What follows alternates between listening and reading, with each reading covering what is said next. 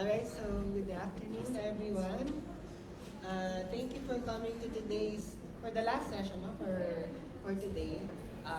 The title of our event is Indigenous Peoples and Green Transition, Defending Lands and Resources, and Advancing Just and Equitable Transition. So this event is being led by Right Energy Partnership with Indigenous Peoples, the Asia Indigenous Peoples Network on Extractive Industries and Energy, the International Accountability Project, and Community Empowerment and Social Justice Network. All right, so do we? I don't know if we have chairs.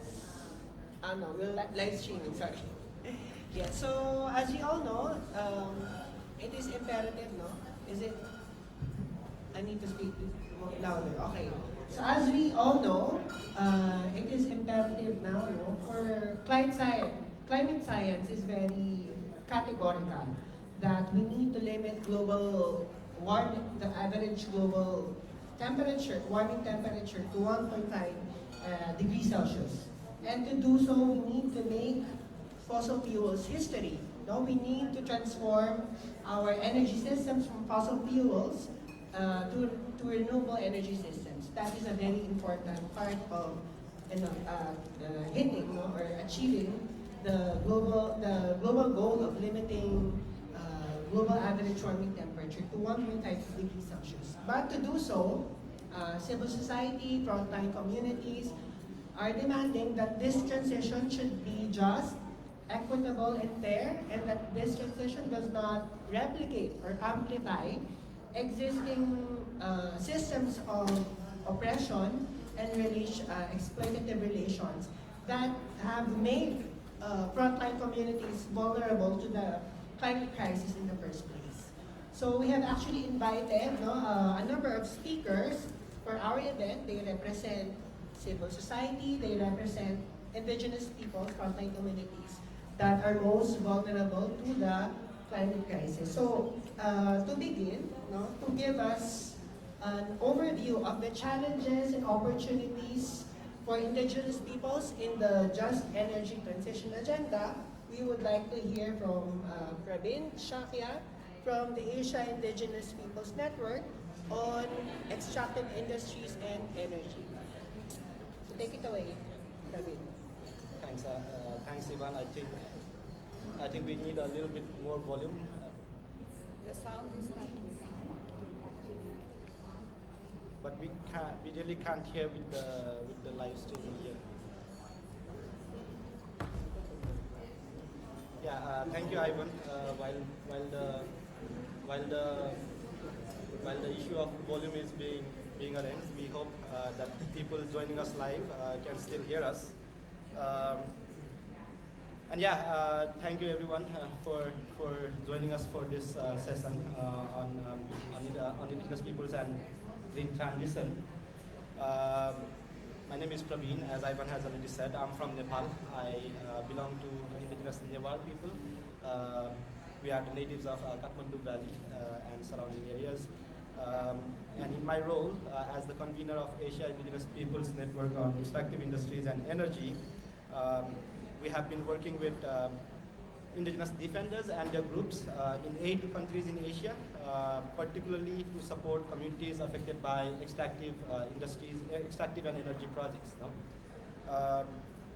Specifically, particularly after I joined AIPNI in 2023, one of the key focus of AIPNI has been to expose violations of indigenous peoples affected by expose violations of indigenous people's rights in the context of extractive and energy projects. And for that, we have been making direct support through small grants to the communities and their defenders to respond to the community's needs, be that for capacity building or advocacy or even for defender security. No?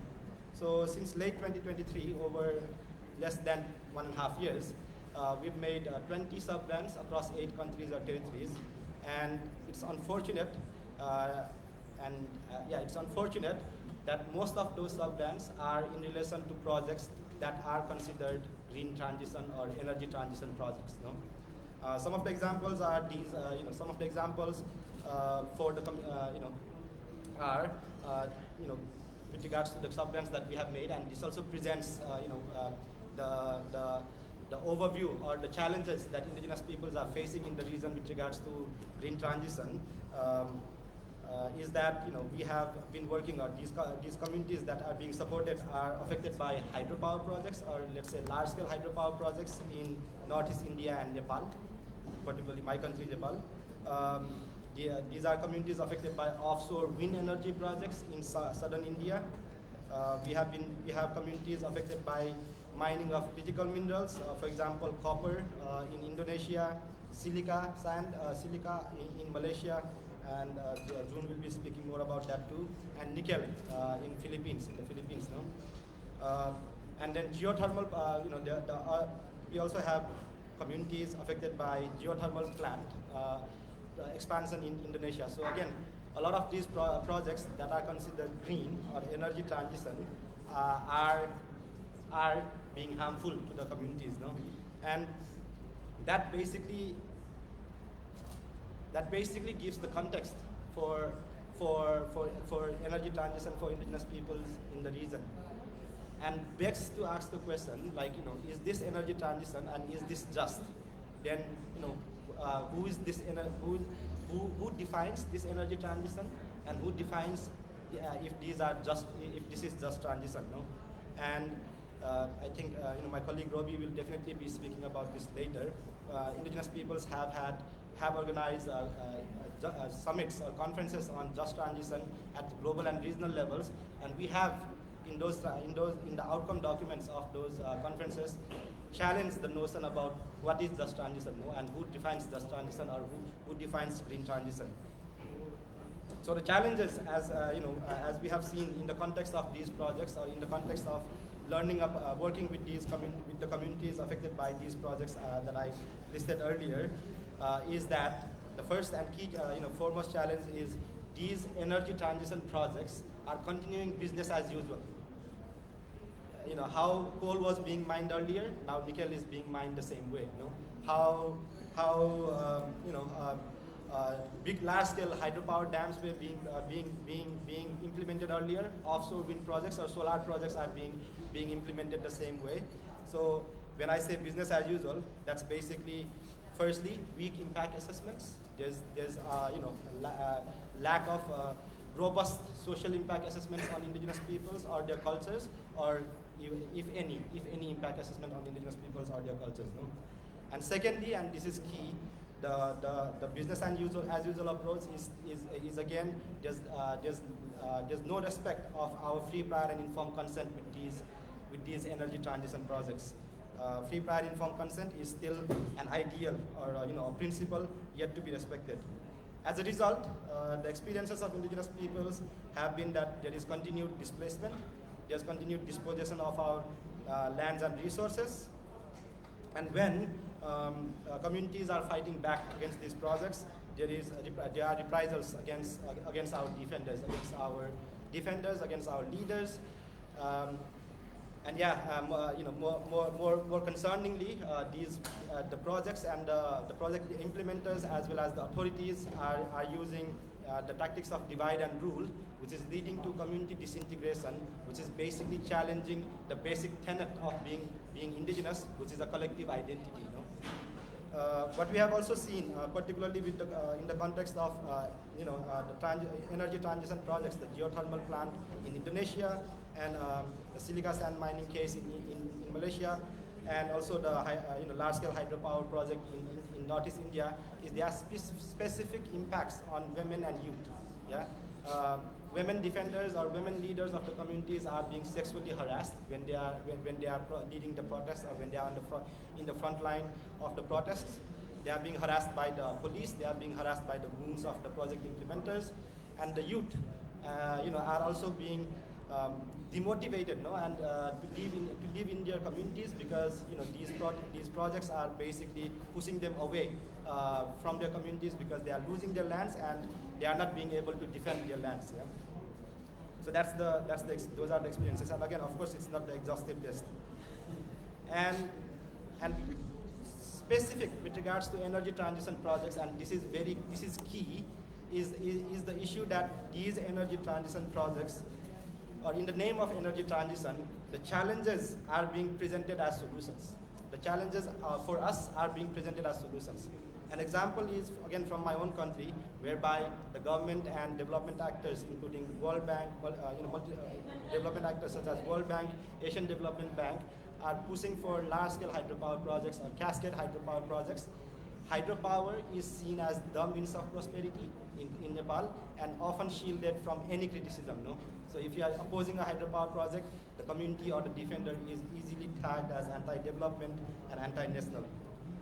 And and this is a continued challenge for indigenous peoples. Finally, this is a continued challenge for indigenous peoples in Asia, that most states in Asia do not recognize indigenous peoples as distinct groups with established rights in international human rights law, including to our lands, territories, and resources, and to our self-determination. So our rights in our lands are still dependent or still conditional to what is being written in the law. So what we are doing in the face of these challenges, firstly, we are fighting back. Of course, we are not staying idle or taking it at the face value. We are fighting back in the courts. We are fighting back at the national level. But I think one of the key approach that many communities in Asia are taking, and in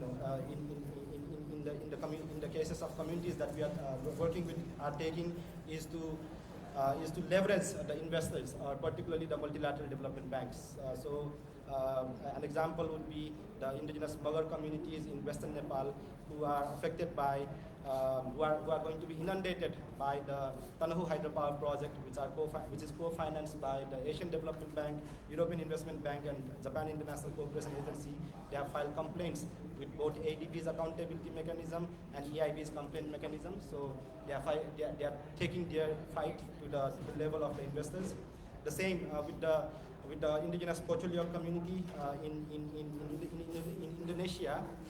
They have taken their advocacy to the KFD, the German Development Bank, that is financing the expansion of the geothermal power plant with the Indonesian power company, the state-owned company. At the same time, hopefully with our allies and with our support groups, we are also trying to do a lot of policy advocacy, and even try to influence the policies or standards of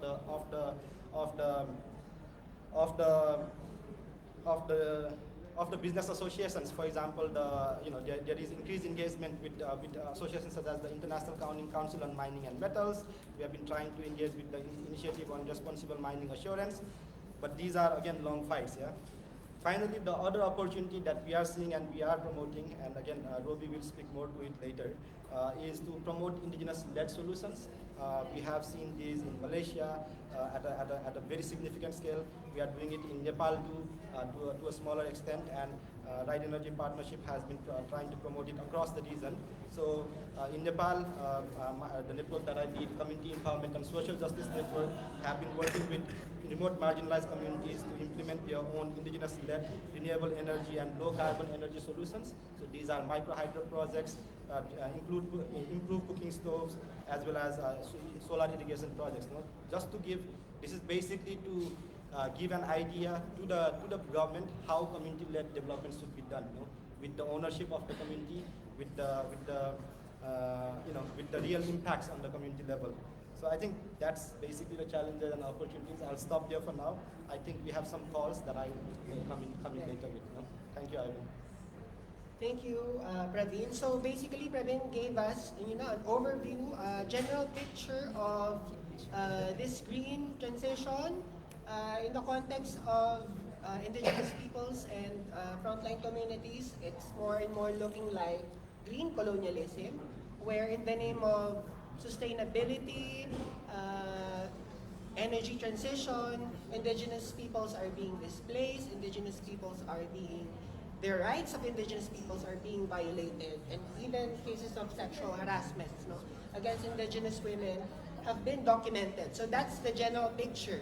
The general picture is, these are the challenges indigenous peoples are fighting back, through persistent struggles and also through their own solutions. And more of these will be given to us by our fellow panelists. But to give us, a specific case study, faced by indigenous peoples in Malaysia, we have June Mary Robis to talk about, a case study on silica mining and its impact on women in Malaysia. Thank you. Thank you, Ivan. Oh, yes, I see. We have to speak up a bit. Yeah. I'm just going to go straight into it. So Malaysia is rapidly expanding its mining sector under the National Mining Mineral Industry Transformation Plan 2021 to 2030, focusing on 5 strategic minerals, silica sand being one of them. So these minerals feed green technology, solar panels, EVs, and they're seen, they're touted as the new sources of growth. But as Prabin has pointed out, this economic drive has outpaced governance with serious implications for indigenous rights and environmental safeguards. And I'm going to go straight into a case study in Sabah, in Kudat, northern Sabah, about a 2 billion ringgit silica mining project by Kiben Group, which is a Chinese investment group. It aims to extract high purity silica near Bangau Beach, adjacent to a national marine park. So this area is ecologically sensitive and home to the Rungus indigenous community whose villages surround the site. And the communities, these indigenous peoples use the Bangau Beach for fishing, gathering shellfish, and cultural practices. However, the project has begun with minimal consultation and no free prior informed consent. So communities have been fenced out of ancestral fishing grounds, and women have even been charged with trespassing on their own customary lands. And they put up banners, they protested, we're not trespassers, Bangau Beach is ours since our ancestors. So their livelihoods are being eroded, fishing access is no longer there, there's security concerns around outsiders coming in, social tensions, and psychological trauma are also emerging. And these reflects a deeper problem where customary lands are not formally recognized, leaving indigenous communities like the Rungus groups vulnerable to dispossession. So I wanted to speak a bit about environmental red flags as well. There was a stream of blackish runoff that was spotted flowing into the sea in 2023, which was previously unseen by communities, likely due to the land clearing. So despite official claims that this was natural, conservationists point to hydrological disruption and risk to marine ecosystems. So silica dust, which is a byproduct of processing, is hazardous, and it raises long-term respiratory health risks for local residents. So as I mentioned, this project sits near protected mangroves and a marine park, which directly undermines Malaysia's biodiversity commitments and also disrupts women's livelihoods and roles. So I'm just going to go a bit more on the women's perspective.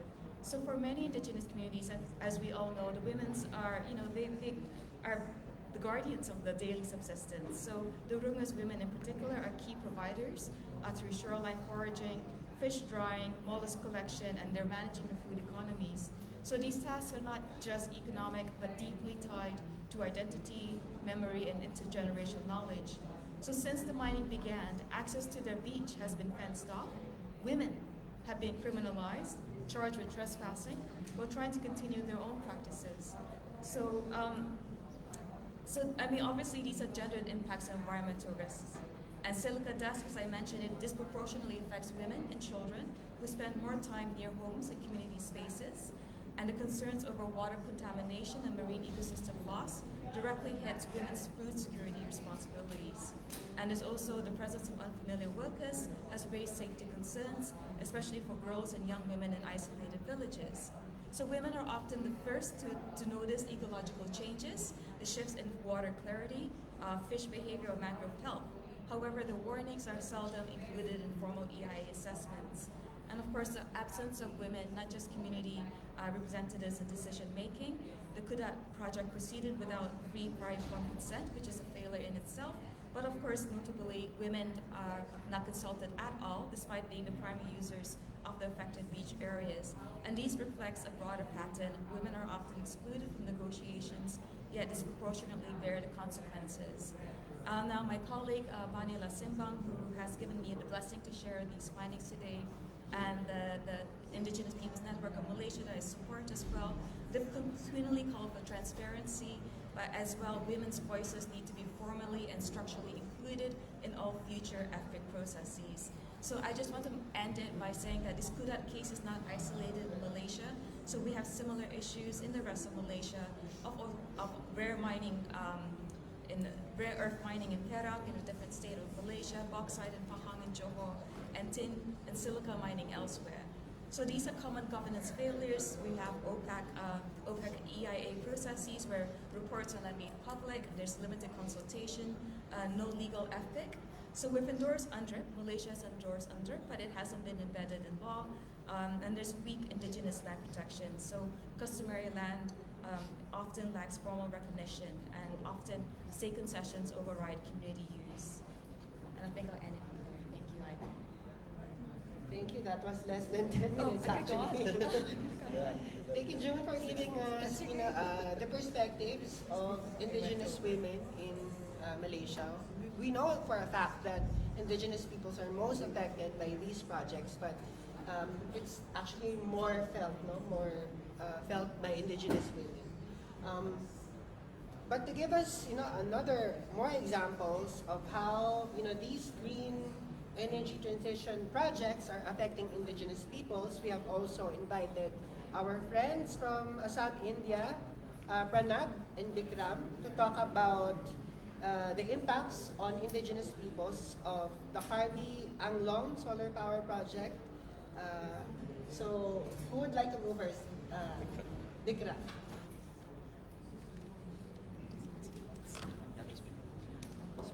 Yeah. Yeah. Hello. Thank you so much. I'm Bikram Hanse. I'm from Assam, and particularly representing India. I belong to a tribe called Karbi, and we are totally affected people in the solar project. That is the Karbi Anglong solar power project, which require more than 18,000 because that is 25 acres of land, 25 acres of land, 100 acres of land of those indigenous peoples.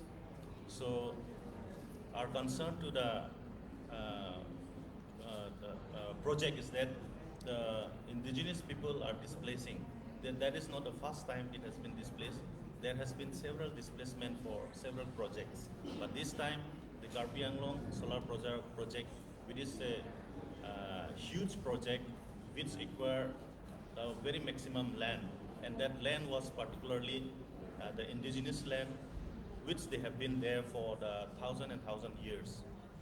And then the life and their agriculture and their for their sustenance and their livelihood totally depend on their land. So now the ADB has funded for the project, but we have read several about the ADBs and their modalities and then the results, but so far we have not seen effective in the ground, in reality. That's why we have came here to speak out on behalf of the affected people, as well as in my own places, that this project should be stopped. Otherwise, the people will be totally lost. Not only that, life of the people, but it will affect more to the environment also, because there will be the forest clearance as well as the cutting down, and the land developing will be there when the project is established. So from the point of view from the affected people, the project must be stopped so that those people who has been there for 1,000 years, they could survive. One point that need to be very noted is that to bring out the green energy and to displace the indigenous people is not a solution. In the name of development, government of India has been taking many projects in the tribal areas or indigenous areas where they are really affected. When the ADBs and the CRP groups visited the location, we have shown the areas how it is, but they could not respond well to our their visit. So we feel that ADB will take a serious note on this, and then the people will be justified when they stop the project, because there are certain local laws. I mean, there are certain laws that entitle to that area also.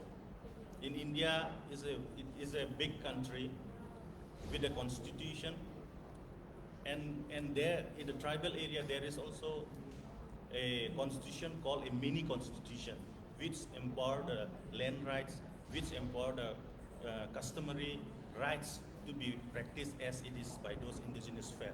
But that was not considered, and it was overlapped by the government as well as the ADBs. So in future, we are very hopeful that ADB will take serious note that the people will have justice on that ground. Thank you. Thank you. Should I add on? Yes. So I will just add on to what my friend and colleague Bikram Hanse has spoken. He's from the immediate community that's going to be majorly affected by the solar power project, which they claim to be a solar power park, the word that is used for renewable energies park. I think in itself it's very demeaning to the communities who reside in those areas. And the exact figure is more than 20,000 people will be directly affected by this solar power park, and Asian Development Bank is the major investor or the financer or funder for this project.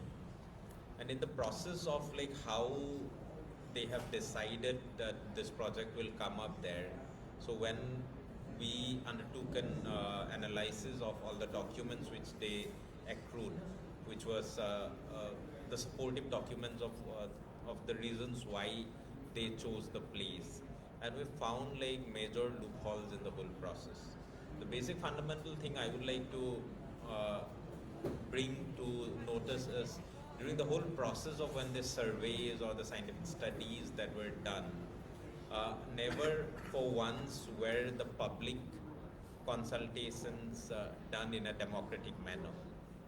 And we have found photographs of consultations which definitely do not represent the 20,000 plus affected communities who needs to have a voice in this whole case.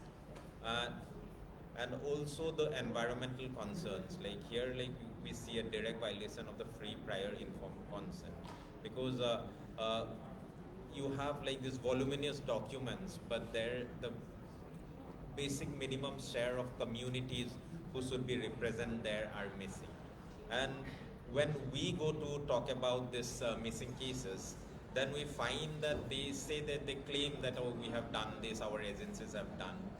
I mean, I think there needs to be a system of where Indian government did have a more robust and a more democratic way of taking public consensus or public consent, which was like 70% of the people in the affected communities have to agree to any kind of a proposal, only then it can move ahead.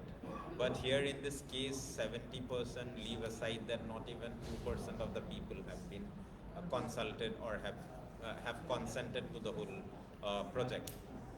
And the other big violation is the environmental concerns. So clearly the environmental laws in countries like India are being discarded for the sake of exploiting the last surviving spaces or territories which are still mostly dominated by indigenous or local farming communities. And in this case as well, like there has been no environmental hearings or public hearings with the communities. I think more than the experts who we don't know who the experts are who have collated the documents, the people who reside there are the best experts to tell the Asian Development Bank or the fund implementers what is the ecosystem there, what are the wildlife or what are the flora and fauna that exist over there. And this has not been taken into consideration. So as a result, what has come up is like they come up with a report which says that this area is a degraded land. It's a wasteland where communities don't use the land. But they should fundamentally understand that the life world of indigenous communities is not only exploiting environment or nature for their own benefit, but to keep it alive so that like they can stay alive, because it's a more complex and a nuanced way of engagement with its surrounding. But here they have missed all these points, and so they have claimed that this is like a forest, so I mean communities are not cutting it down, that means they don't own it. But we have not cut it down so that it can protect us, it can protect our environment, but that was never taken into consideration, and they have come up with this very vulgar term called wasteland or degraded land. But there is much more science to it, how communities have survived there. And the Indian constitution in itself, like Bikram said, 6th schedule has a provision where it gives the right to self-determination for communities to govern themselves. And Karbi Anglong, where the solar power project is coming up, is one of the first region or territories that was given the right of the 6th schedule of the Indian constitution, which gives them the complete authority to govern their land in their own capacity or in their own genus. But here, like this was never taken into consideration, and so they see, like here, customary rights gives us the traditional rights to have our own land, but here they're asking us for documents, and the documents are modern systems of disposition, which, if not implemented well, can leave out most of the people. And that is exactly what has happened in this case. So the whole customary system has been violated. As a process of this whole thing, I feel the international financiers should also be taking the responsibility here and acknowledging the fact that by undermining constitutional or national safeguards, are they not also trying to break down nation states and just see economy as the whole aspect of governing things? I think like we need to have a more stronger apparatus where everyone has equal rights to have their own as in worries and concerns that need to be reflected in the process of going through or going about this big projects. And it can only be just, I feel, if the directly impacted communities are given the first right to have a say on the whole implementation of any project that would be coming up there. And renewable energy, I don't know how it's called renewable or why it's called renewable, as in that has to have a more detailed debate and discussion over it. If hydropower, water flowing away can be called renewable, I don't know how. And if biomass being burnt away by cutting down century-old ancient forest to build fuel can be called carbon-free or renewable, or even solar power by cutting down 24 square kilometers of forest areas and putting up panels, which will permanently affect the environment to maybe 100 square kilometers, or change the wind pattern, change the rain pattern. How can it be called renewable or green? I mean, these are big questions that need to be addressed. It's not that people don't know about it, but it needs to be addressed. And maybe I'll close my remarks with here. Thanks for giving me this opportunity. Thank you, Bikram and Pranab. So definitely we will hear more from our friends. We have actually a lot of time. Thanks to our previous speakers for staying on time. But from what is clear to me is that many of the negative impacts and harms of development aggression projects, no, that we have seen in the past are being seen also in these so-called green energy projects, no, green energy transition projects that purport to serve the environment, the climate, and the root cause actually is of these negative harms is the disregard, the great disregard, no, and of indigenous people's rights and the lack of participation, genuine, meaningful participation of indigenous peoples in all relevant levels of decision making, no, project design, monitoring, etc. But we all know that these energy projects are also being financed, no, by many development actors, especially multilateral development banks, private sector. So we would like to learn more about the energy financing trends from our friend from International Accountability Project, Alessandro Ramasotti. Thank you, Ivan, and thanks everyone for here today discussing these important topics. Yeah, I'm speaking on behalf of International Accountability Project.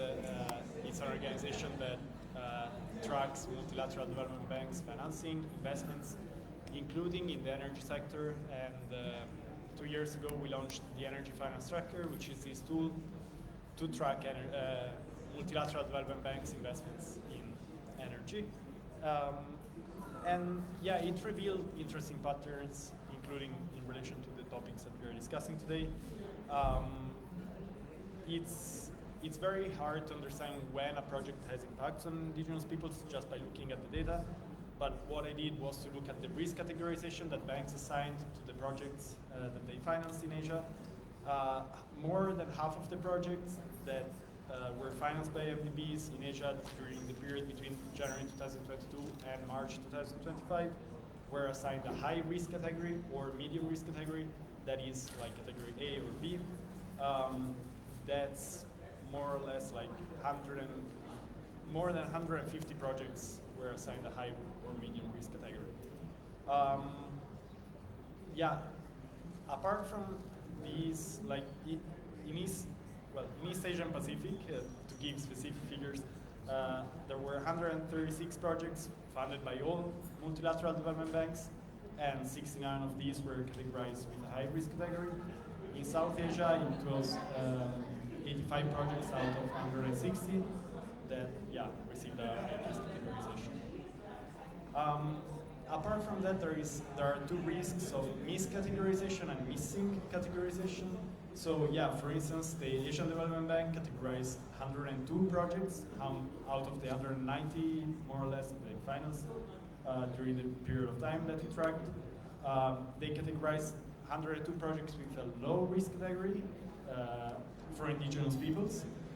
However, there was at least one recorded case of opposition to a project that they financed, opposition led by indigenous peoples in Indonesia against a geothermal power plant. So yeah, that shows that many times MDBs can also miscategorize projects and therefore fail to apply proper safeguards. There are also many instances in which projects were lacking categorization, for instance with projects involving financial intermediaries or projects consisting of technical assistance. Out of all 1,510 projects that we tracked from all development banks, about half of these didn't have a risk category assigned. And yeah, which is a great lack of transparency and accountability. The Asia Development Bank is especially lacking from this point of view because they provide a lot of technical assistance project services, and these are not being assigned a risk category. And most often they have big impacts on indigenous banks. Going on, yeah, I will not speak much about examples because there are a lot of examples already here in the panel. Just a couple of projects that we tracked were, for instance, in Laos, wind power plants that were built on indigenous lands by foreign corporations. In this specific case, Monsoon wind power plant. The leading investor was Mitsubishi Corporation, and yeah, the project is located in indigenous lands, and it will be exporting energy to Vietnam through with a transmission line that crosses many more indigenous lands. So yeah, it's a big, large-scale project implemented by a foreign corporation to export energy, but it's located on indigenous lands. Another similar project is Seikamam hydropower, also in Laos, and also built with the aim to export energy to Vietnam with transmission lines that will impact lands where 90% of the population, of the affected population, is from an ethnic minority, according to the Asian Development Bank. So yeah, according to other reports, of the 61 hydropower dams planned in Laos, most of these are planned for export purposes. So yeah, given this context, in which power plants are built and they operate on indigenous territories, they exploit the resources of indigenous peoples, then yeah, who is going to benefit if not the indigenous peoples who live on these territories? Yeah, the tracker that we launched also tracks private companies that receive MDB's money, and many of these companies are headquartered in Europe or United States. There is a map here that you can find on the Energy Finance Tracker, and you can clearly see where companies' headquarters are, and they're not in indigenous territories for sure. And yeah, many of these companies have also been linked to human rights, environmental and human rights abuses. For instance, yeah, in Indonesia, PLN Persero, if I'm not wrong, they entered indigenous territories last October, as recently as last October, forcibly entering indigenous territories. So yeah, we combining the risk of miscategorization, missing categorization, and these companies with shady pasts in terms of impacts on human rights, environmental rights, then the picture that comes out of this is very sad, hard. And I will conclude by zooming in a bit on the Asian Development Bank's operations. What we tracked is that they financed 2 projects that were assigned the highest risk category for indigenous people, impacts on indigenous peoples. These are Dudhkoshi hydropower in Nepal and the Assam solar power in India, and 5 projects that were assigned category B, so medium risk in the Philippines, and in India for transmission lines, Indonesia, Nepal for transmission lines.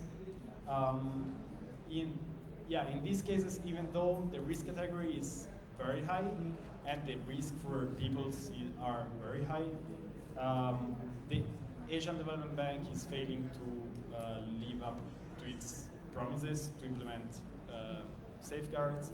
So they started, for instance, as FPIC process in Nepal for the Dudhkoshi hydropower plant, but that showed a lot of flaws, a lot of gaps in accountability, and procedural gaps. So that jeopardized, of course, indigenous people's rights that were affected by the construction of the hydropower dam. In another case, for instance, in Sikkim, the Asian Development Bank is financing transmission lines and hydropower development, also through technical assistance projects.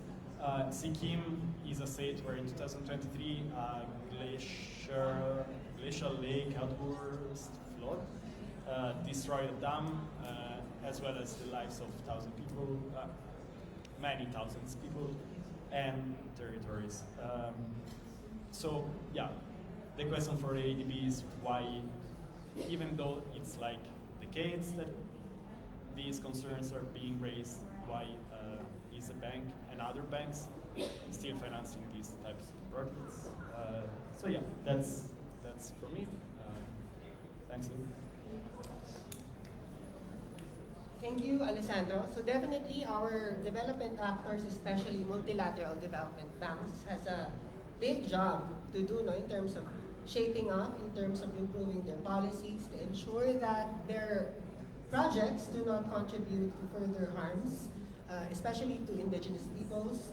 And indigenous peoples actually have the solutions, no, to offer to ensure that projects are not harming indigenous peoples and that projects actually contribute, no, further realize the indigenous people's rights and welfare. So we actually have now Romelisa Halip, no, from Rights for Energy Partnership, Rights to Energy Partnership with indigenous peoples to give us those solutions, no, to give us some examples of solutions being preferred by indigenous peoples. Thank you. Thank you, Ivan, and thank you also to fellow indigenous peoples coming from directly affected communities for sharing what's happening on the ground. I was in session yesterday here in the ADB, annual governors meeting. They were talking about nature and biodiversity, and they were lecturing us on the real world, where the real world is putting a price to everything. Because we raised an issue on, from the perspective of indigenous peoples, the commodification is a no-no. We never commodify nature. That's not how we do nature that's been given to us indigenous peoples. But one speaker mentioned that in the real world, in this world they are in now, you have to put market value to everything. Biodiversity, everything within nature, even the trees, the credits that you get from those trees, you have to put value because that's the real world. But that's not the real world for indigenous peoples. You've heard what's happening from the ground, the impacts of this development, imposed development projects to indigenous peoples without our free, prior, and informed consent. It's causing displacement. It's causing violations against indigenous women's right to livelihood, but also indigenous women who are engaging in defending their land and resources. They're also being subjected to harassment and threats, among other violations that we're experiencing on the ground. But yet we persist as indigenous peoples, because as one of our speakers mentioned, this is not a matter of just us. This is a matter of our continuity as peoples. And if we do not defend our land and resources now, what would the future generations of indigenous peoples live in? So it's not just for today, but the mindset of indigenous peoples in protecting land and resources is for us and for the future generations of indigenous peoples. Now I just like to, before I go to the indigenous land solutions, I just like to zero in on the projects, many of the projects that ADB is funding. These are what we call associated facilities. No? They may not be directly renewable energy projects, but the case of Assam is definitely a renewable energy project. These transmission line facilities are associated facilities because hydropower cannot transmit electricity to other areas without this transmission line. And people are saying that where these transmission lines are running are idle lands. These are lands that are not being used. But what our colleagues are saying here is these are not idle lands, but there's a utilization of these lands by indigenous peoples. It doesn't have to be something that's productive. These forests that we don't touch, these could be watershed areas, these could be sacred areas, these could be areas of cultural significance. These are never idle lands for indigenous peoples, but for the banks and development actors, they see it as non-productive lands and therefore have to be converted to agricultural lands or have to be converted to areas where solar panels, transmission lines, or roads have to be constructed. We have this difference on development perspective from the end of development banks and development actors. You should make the land productive, you should make the land marketable, you should make the land profitable. But from the end of indigenous peoples, we need to take care of the land. We need to sustain this, to sustain our lifeways and to sustain our future generations. There's really that gap of how we view development with the mainstream. Now, in this energy transition, indigenous peoples have been convening together at the global level, at the regional level, to talk about how do we view this just transition? What is just transition for us? Now, the impacts have already been shared by Bikram, but what I would be sharing also would be the recommendations that's coming out from those convenings, because we also had a convening on the certification schemes that are being used by development actors, by companies, to rubber stamp sustainability and human rights compliance. So we also have a declaration on our call for reform for certification schemes. Now, primary recommendation that's coming out from indigenous peoples to really have a just transition is for states to recognize indigenous peoples as distinct peoples with collective rights. Because if that's not there, if there is no legal recognition, as what they are saying, our lands are being taken away and saying that we don't have papers, we don't have that legal document to claim ownership of our land. The second recommendation that's particularly focused to development actors and financial institutions is to ensure that their safeguards are aligned to the UN Declaration on the Rights of Indigenous Peoples and the recent General Recommendation 39 of CEDAW that looks at indigenous women's rights. Now, on this one, we're highlighting the need for free, prior, and informed consent, and also human rights due diligence in the safeguards of the banks. The other recommendation for the banks is they have a leverage. They're providing the financing, so they can lead their borrowers and the private sector to align their operations and to align their projects with the respect for indigenous people's rights. They have that power, and we've seen how banks, if they put that as a mandatory requirement to their borrowers and the private sector to ensure respect for indigenous people's rights, they will do it because they are borrowers, or they're borrowing financing from the banks. And the other leverage that banks have is to suspend or defund projects that are causing violations in indigenous people's territories. And that could also happen. There are projects funded by the banks that they were able to suspend because of grave human rights violations to indigenous communities. So in the case of the solar power project in Assam, indigenous peoples are raising their voice here in the ATP AGM, saying that they are being displaced, and this is the place where the bank has to really respond to these directly project-affected communities and act on their demands. Act on their demand to defund or either suspend the project and address the violations that's happening on the ground. And lastly is other grievance mechanism for financial institutions to ensure that there's culturally appropriate and gender-responsive grievance mechanisms. But this is not the only recommendations that we have to address the challenges. Indigenous peoples have always been saying that we have the solutions, and we've always been practicing sustainable solutions in our territories, and we're calling for support for these ones, which are aligned to our values on reciprocity and sustainability. So whether in renewable energy or whether in conservation, we call for support for renewable energy for indigenous-led solutions. It does not have to be large scale. It does not have to put indigenous peoples at risk, when there could also be ways that we could achieve a truly just transition when we support the self-determined development of indigenous peoples. And I stop with that.